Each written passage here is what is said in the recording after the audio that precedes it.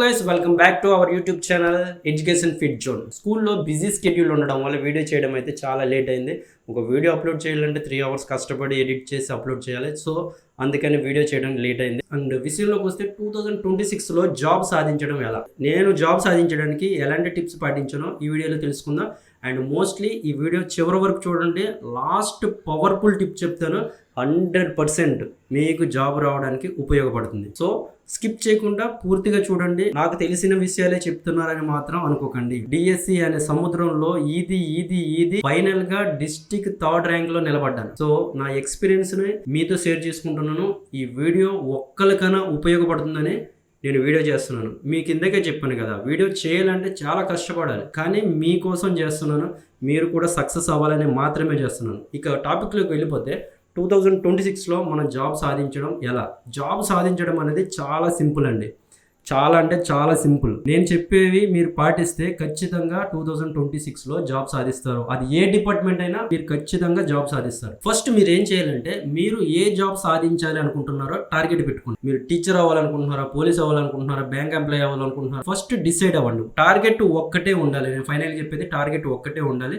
మీరు ఎన్ని ఎగ్జామ్స్ అయినా అప్లై చేసుకోండి. డిఎస్సికి అప్లై చేసుకోండి, గ్రూప్స్కి అప్లై చేసుకోండి, ఫారెస్ట్ డిపార్ట్మెంట్, బ్యాంకు, ఏదైనా అప్లై చేసుకోండి. కానీ మీ టార్గెట్ ఒకటే ఉండాలి. ఫర్ ఎగ్జాంపుల్ డిఎస్సికి ప్రిపేర్ అవుతుంటే డిఎస్సి బుక్స్ మాత్రమే చదవండి. రిలేటెడ్ అండ్ మ్యాటర్ ఉంటే ఎగ్జామ్స్కి అప్లై చేసుకొని రాసుకోండి. దానివల్ల మీకు ఎక్స్పీరియన్స్ వస్తుంది. అంతే, ఎక్స్పీరియన్స్కి మాత్రమే ఎగ్జామ్స్ అటెండ్ చేయండి. కానీ టార్గెట్ ఒకటే. మీరు గ్రూప్స్ అంటావా, బ్యాంక్స్ అంటావా, వేరే ఏ డిపార్ట్మెంట్ అని నో ప్రాబ్లం, కానీ మీ టార్గెట్ ఒక్కటే ఉండాలి. చాలా మంది చేసే మిస్టేక్స్ ఏంటంటే, ఒకవైపు డిఎస్సికి ప్రిపేర్ అవుతూ ఉంటారు, ఒకవైపు బ్యాంక్ ఎగ్జామ్స్ రాస్తూ ఉంటారు. కొన్ని రోజులు బ్యాంక్స్ చదువుతూ ఉంటారు, కొన్ని రోజులు డిఎస్సి ప్రిపేర్ అవుతూ ఉంటారు, కొన్ని రోజులు పోలీస్కి ప్రిపేర్ అవుతూ ఉంటారు. చాలా మంది చేసే మిస్టేక్ ఇదే. సో ఈ మిస్టేక్ మీకు తెలిసింది కనుక ఈ రోజు నుంచి ఈ మిస్టేక్ చేయకండి. నేను కూడా ఇలాంటి మిస్టేక్ చేసి ఫస్ట్ నే బోల్తా పడ్డాను. ఒకవైపు పోలీస్ డిపార్ట్మెంట్ రాసేవాను, ఒకవైపు డిఎస్సికి ప్రిపేర్ అయ్యేవాను. పోలీస్ డిపార్ట్మెంట్ ఎగ్జామ్ దగ్గర పడిందని ఒక 4 రోజులు దానికి కేటాయించాను, ఒక 4 రోజులు దీనికి కేటాయించాను. మొత్తానికి దేనికి చెందకుండా వెళ్ళిపోయాను. సో ఇలాంటి తప్పు మీరు చేయకండి. నెక్స్ట్ ఏం చేయాలి? ఫర్ ఎగ్జాంపుల్ డిఎస్సి, బ్యాంకు ఏదో డిసైడ్ అయిపోయారు. నెక్స్ట్ ఏం చేయాలంటే, మీరు ఏ ఎగ్జామ్కి అయితే ప్రిపేర్ అవ్వాలనుకుంటున్నారో ఆ నోటిఫికేషన్కి సంబంధించిన అఫీషియల్ వెబ్సైట్ ఒకటి ఉంటుంది. ఆ అఫీషియల్ వెబ్సైట్ నుంచి మీరు ఖచ్చితంగా సిలబస్ పేపర్ అనేది డౌన్లోడ్ చేసుకోండి. సిలబస్ పేపర్ డౌన్లోడ్ చేసుకున్న తర్వాత మీకున్న సిలబస్ ని 3 levels కింద డివైడ్ చేసుకోండి. Easy, medium, tough. ఈ విధంగా మీరు టాపిక్ ని డివైడ్ చేసుకున్న తర్వాత టైం టేబుల్ అనేది వేసుకోండి. టైం టేబుల్ అనేది most important. Friends, time table వేసుకోవడం చాలా ఈజీ. కూర్చొని సిలబస్ పేపర్ పెట్టుకొని మీ యొక్క టైమింగ్ బట్టి, మీ యొక్క వెసులుబాటుని బట్టి మీ టైం టేబుల్ వేసుకోవడం చాలా ఈజీ. ఒక రోజంతా కూర్చుంటే టైం టేబుల్ వేసేసుకోవచ్చు.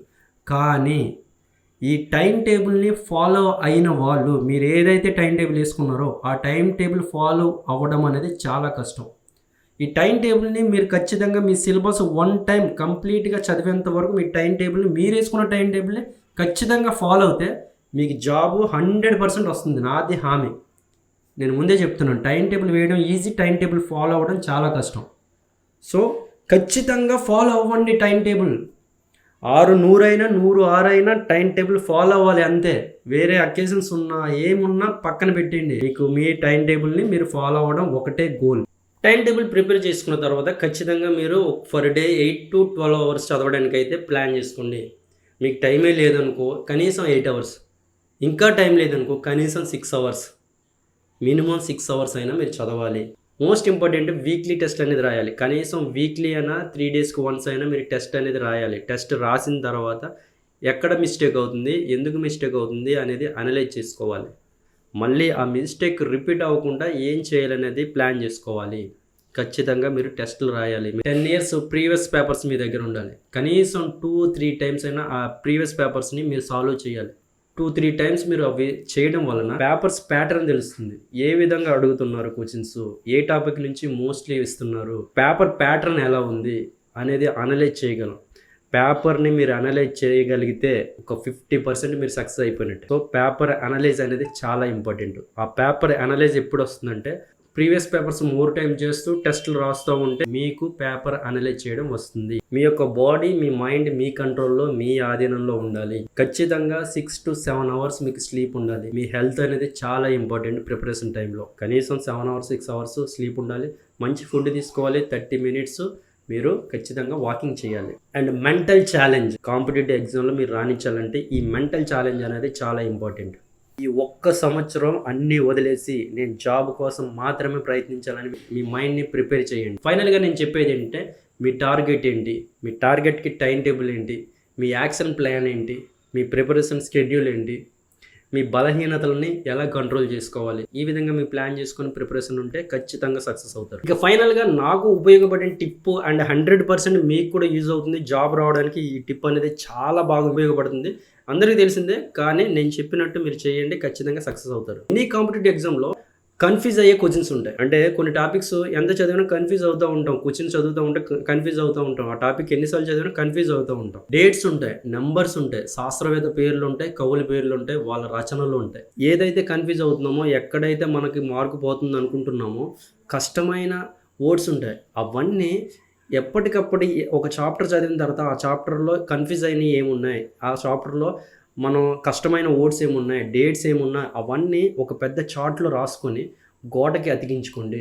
నేను చేసిన బెస్ట్ టిప్పు, నాకు ఉపయోగపడిన టిప్పు కూడా ఇదే. ఎగ్జామ్ టైంలో మీరు ఖచ్చితంగా మీరు చార్ట్లో రాసుకున్నది మరిచిపోకుండా పెట్టగలరు. వాళ్ళు ఎంత కన్ఫ్యూజ్గా ఏమని ఎంత అప్లైడ్ మెథడ్ క్వశ్చన్ ఇచ్చినా మీరు ఈ విధంగా చేస్తే ఖచ్చితంగా ఆ బిట్కి ఆన్సర్ పెడతారు. అన్నీ ఒకేసారి రాయాలంటే అవ్వదు. మీరు ఏ టాపిక్ రాస్తున్నారో, ఏ టాపిక్ అయితే చదువుతున్నారో ఆ టాపిక్ను ఆ రోజునే చార్ట్ రాసుకోండి. చాలామందికి చార్ట్లో రాయడానికి బద్ధకం అనిపిస్తుంది.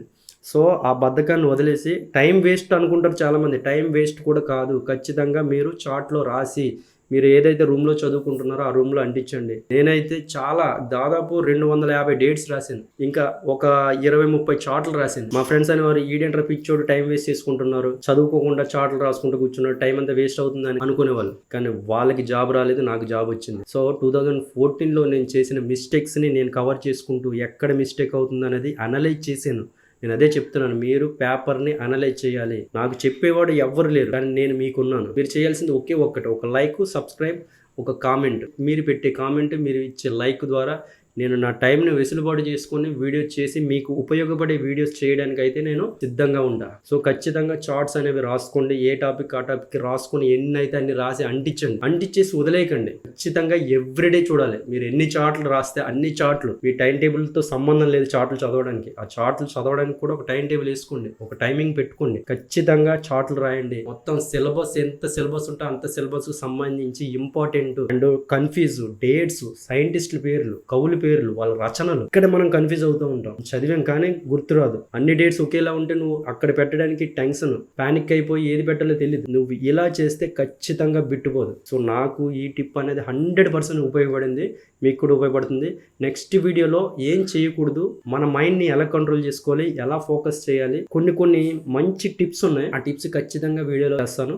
Thank you very much. మీరు చూస్తున్నది ఎడ్యుకేషన్ ఫిట్ జోన్ అనే యూట్యూబ్ ఛానల్. కేవలం ఇది ఎడ్యుకేషన్కి సంబంధించి, హెల్త్కి సంబంధించి, ఫిట్నెస్కి సంబంధించి మాత్రమే ఈ ఛానల్లో వీడియోస్ వస్తాయి. లైఫ్లో ఉపయోగపడే వీడియోస్ మాత్రమే వస్తాయి, మోటివేషనల్ వీడియోస్ కూడా వస్తాయి. నన్ను సపోర్ట్ చేస్తున్నందుకు చాలా చాలా thank you very much. Old subscribers వచ్చారు, కొత్త సబ్స్క్రైబర్స్ వచ్చారు, మీరందరూ నా ఫ్యామిలీగా భావిస్తున్నాను. సో నన్ను సపోర్ట్ చేస్తున్నందుకు థ్యాంక్ యూ వెరీ మచ్. నేను మీ దొరా మాస్టర్ని. Love you all.